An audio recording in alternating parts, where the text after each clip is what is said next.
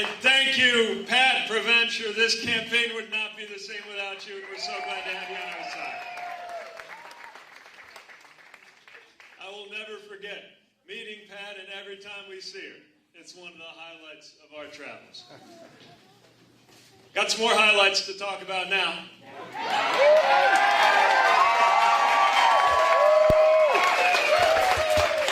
Just in case you haven't been glued to your phone the last few minutes, I want you to hear something from me. A little later than we anticipated, but better late than never. Official, verified caucus results are coming in from the state of Iowa. They're not complete, but results are in from a majority of precincts, and they show our campaign in first place.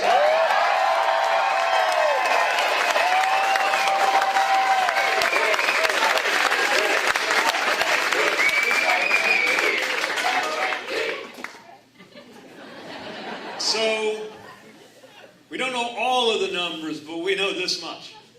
A campaign that started a year ago with 4 staff members, no name recognition, no money, just a big idea. A campaign that some said should have no business even making this attempt, has taken its place at the front of this race to replace the current president with a better vision.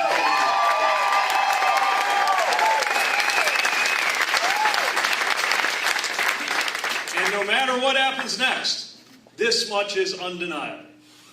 That fact represents an astonishing victory for this campaign, this candidacy, and this vision that you all have been a part of. This validates the idea that we can have a message, the same message, connect in urban and rural and suburban communities, that we can reach out to Democrats and to independents and even to some future former Republicans ready to bring change to this country.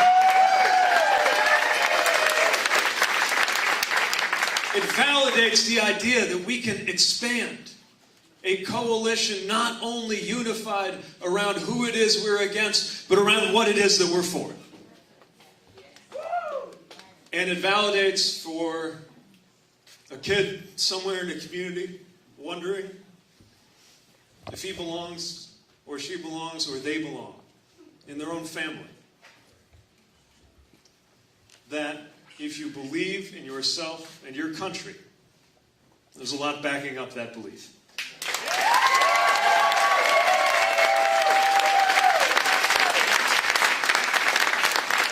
This is what we have been working more than a year to convince our fellow Americans of. That a new and better vision can bring about a new and better day. And now, we come to New Hampshire, a state that famously thinks for itself. And as we enter this new phase, this week ahead, to convince New Hampshire to support this vision and then go on, I have never been more confident in our campaign, in our team, and in the vision that brought us to this point.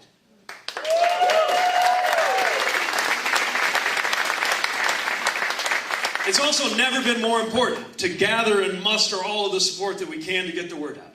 So if you were here as a believer in the message of this campaign, we need your help more than ever. We need you knocking on doors. We need you calling your friends. And if you're watching at home, we need you going to peteforamerica.com to chip in so that we can keep building this organization that's going to carry us into the future. But I also know there are some folks here who are still making up your minds. And I'm here to look you in the eye one more time and ask you for your support and explain why. I am here for the same folks who, a year ago, when we poked our head into the diners and coffee shops around here, were saying things like, okay, how do I say your name again? And then by summer, let me know that I was really getting somewhere by giving me that uniquely New Hampshire compliment of telling me that I was in your top 7. Because, and I admire this, you take so seriously that role, that influence that you have as voters in New Hampshire. But now, here we are in its decision time. And even more than usual, there is so much at stake in the decisions about to be made. There is so much at stake because we cannot go on with a presidency like this. And there is so much at stake because this is one of those years. We just happen to be alive and registered to vote in one of those years that is going to decide not just what the next 4 years are going to feel like, but what the next 4 years or 40 years are going to be like. We're not just seeking to win an election. We are seeking to win an era for the values that we all share.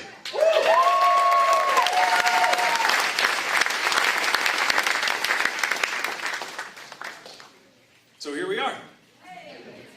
And as I always do, I want to begin by inviting you to form in your own mind a vision that guides this campaign, an image that helps us remember what's at stake and what we've got to do in order to govern and in order to win.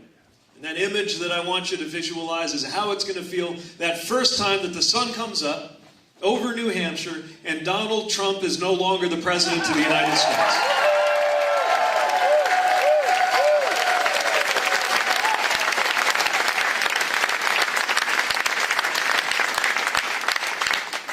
I know so many fellow Democrats who have been working to make that a reality. I have met so many independents who've never felt attached to a particular party, but most certainly don't want to feel attached to this current White House. And even Republicans who are just tired of looking their kids in the eye and trying to explain this presidency to them. Unified on the need to bring about that day. And what a good day it'll be. Are you not ready to put the chaos behind us? Won't it be nice to put the meanness behind us? Won't it be a relief to put the tweets behind us? And yet, I raise the image of that day, not just to talk about what we've got to bring about and what's got to change, but also the work that will begin on that day. To picture what will be needed from our next president in terms of governing. Think about what it'll be like. Think about what our country will be up against on that day. On that day, the economy will be increasingly shaped, as it is now, profoundly changed by technology, by gig economy issues, things that weren't even thought about just a few years or decades ago. Well, meanwhile, when it comes to our climate, we're going to be facing climate challenges that have leapt off of the pages of the science books and into our lives. From coastal communities to river cities like mine in the Midwest, where once-in-a-century floods are becoming an annual event. This is upon us and will require new ways of thinking in order to deal with it quickly.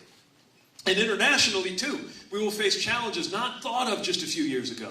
Not just the kind of conventional military issues that I trained on when I was serving, but cybersecurity threats, election security threats, global health security concerns, demanding a new vision and a new approach.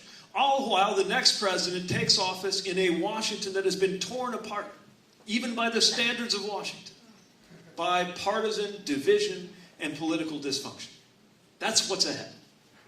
And I'm not telling you that to scare you, because I believe that we as a country are up to that task, but to remind you about how important it will be that the next president be ready to turn the page, to leave the politics of the past in the past, and to have a vision for what comes next. And yet, that look to the future, that is what we will need in order to govern, in order to lead. That's also what we're going to need in order to win this election, and we must win this election. So I'm here to tell you, you don't have to choose between the right way to govern and the best way to win. Because winning, too, requires that view to the future. Consider this.